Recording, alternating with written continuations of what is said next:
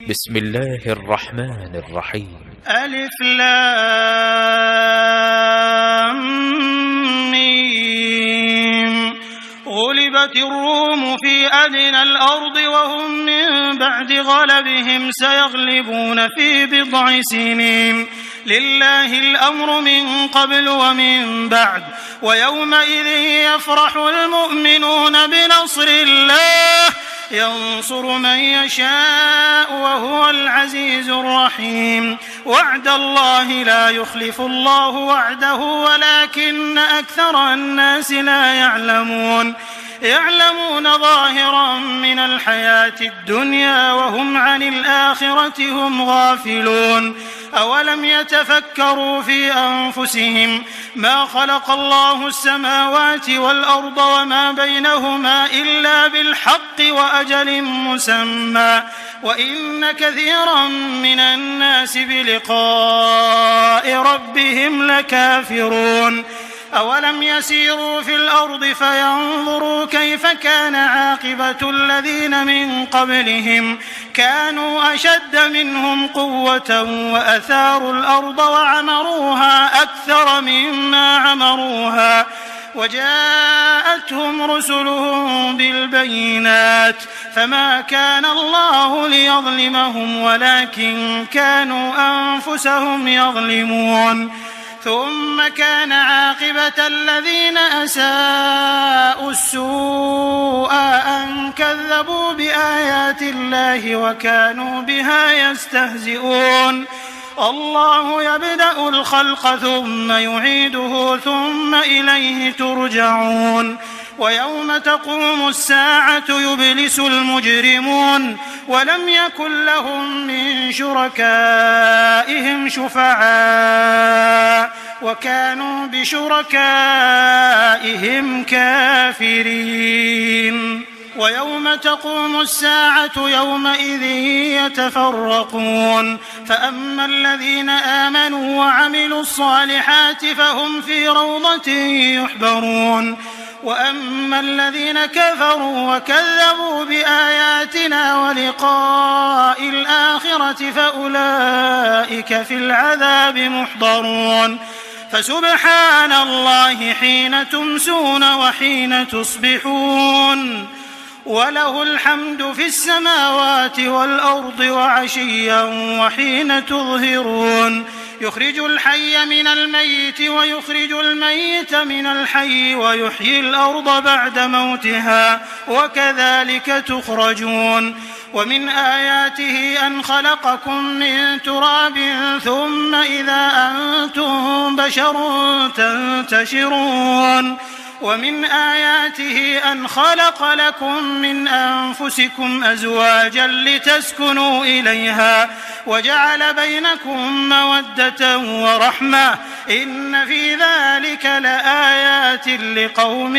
يتفكرون. ومن آياته خلق السماوات والأرض واختلاف ألسنتكم وألوانكم إن في ذلك لآيات للعالمين. ومن آياته منامكم بالليل والنهار وابتغاؤكم من فضله إن في ذلك لآيات لقوم يسمعون. ومن آياته يريكم البرق خوفا وطمعا وينزل من السماء ماء فيحيي به الأرض بعد موتها إن في ذلك لآيات لقوم يعقلون. ومن آياته أن تقوم السماء والأرض بأمره ثم إذا دعاكم دعوة من الأرض إذا أنتم تخرجون.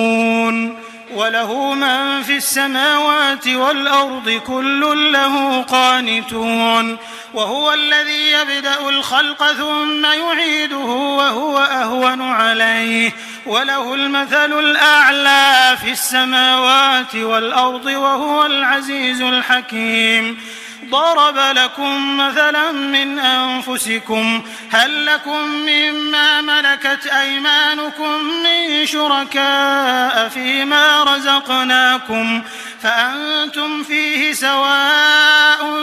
تخافونهم كخيفتكم أنفسكم كذلك نفصل الآيات لقوم يعقلون بل اتبع الذين ظلموا أهواءهم بغير علم فمن يهدي من أضل الله وما لهم من ناصرين فأقم وجهك للدين حنيفا فطرة الله التي فطر الناس عليها لا تبديل لخلق الله ذلك الدين القيم ولكن أكثر الناس لا يعلمون منيبين إليه واتقوه وأقيموا الصلاة ولا تكونوا من المشركين من الذين فرقوا دينهم وكانوا شيعا كل حزب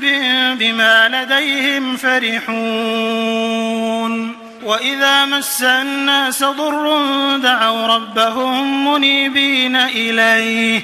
ثم إذا أذاقهم منه رحمة إذا فريق منهم بربهم يشركون ليكفروا بما آتيناهم فتمتعوا فسوف تعلمون أم أنزلنا عليهم سلطانا فهو يتكلم بما كانوا به يشركون وإذا أذقنا الناس رحمة فرحوا بها وإن تصبهم سيئة بما قدمت أيديهم إذا هم يقنطون أولم يروا أن الله يبسط الرزق لمن يشاء ويقدر إن في ذلك لآيات لقوم يؤمنون فآت ذا القربى حقه والمسكين وابن السبيل ذلك خير للذين يريدون وجه الله وأولئك هم المفلحون وما آتيتم من ربا ليربو في أموال الناس فلا يربو عند الله وما آتيتم من زكاة تريدون وجه الله فأولئك هم المضعفون الله الذي خلقكم ثم رزقكم ثم يميتكم ثم يحييكم هل من شركائكم من يفعل من ذلكم من شيء سبحانه وتعالى عما يشركون ظهر الفساد في البر والبحر بما كسبت أيدي الناس ليذيقهم بعض الذي عملوا لعلهم يرجعون قل سيروا في الأرض فانظروا كيف كان عاقبة الذين من قبل كان أكثرهم مشركين فأقم وجهك للدين القيم من قبل أن يأتي يوم لا مرد له من الله يومئذ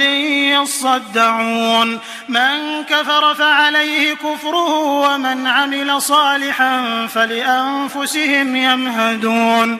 ليجزي الذين آمنوا وعملوا الصالحات من فضله إنه لا يحب الكافرين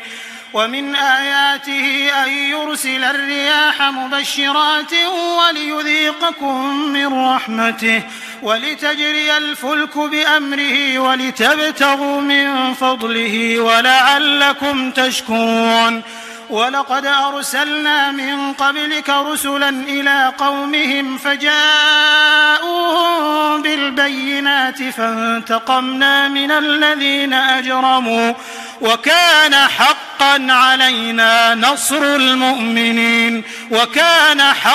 علينا نصر المؤمنين الله الذي يرسل الرياح فتثير سحابا فيبسطه في السماء كيف يشاء ويجعله كسفا فترى الودق يخرج من خلاله فإذا أصاب به من يشاء من عباده إذا هم يستبشرون وإن كانوا من قبل أن ينزل عليهم من قبله لمبلسين فانظر إلى آثار رحمة الله كيف يحيي الأرض بعد موتها إن ذلك لمحيي الموتى وهو على كل شيء قدير ولئن أرسلنا ريحا فرأوه مصفرا لظلوا من بعده يكفرون فإنك لا تسمع الموتى ولا تسمع الصم الدعاء إذا ولوا مدبرين وما أنت بهاد العمي عن ضلالتهم إن تسمع إلا من يؤمن بآياتنا فهم مسلمون الله الذي خلقكم من ضعف ثم جعل من بعد ضعف قوة ثم جعل من بعد قوة ضعفا وشيبة يخلق ما يشاء وهو العليم القدير ويوم تقوم الساعة يقسم المجرمون ما لبثوا غير ساعة كذلك كانوا يؤفكون وقال الذين أوتوا العلم والإيمان لقد لبثتم في كتاب الله إلى يوم البعث فهذا يوم البعث ولكنكم كنتم لا تعلمون فيومئذ لا ينفع الذين ظلموا معذرتهم ولا هم يستعتبون ولقد ضربنا للناس في هذا القرآن من كل مثل ولئن جئتهم بآية ليقولن الذين كفروا إن أنتم إلا مبطلون كذلك يطبع الله على قلوب الذين لا يعلمون فاصبر إن وعد الله حق ولا يستخفنك الذين لا يوقنون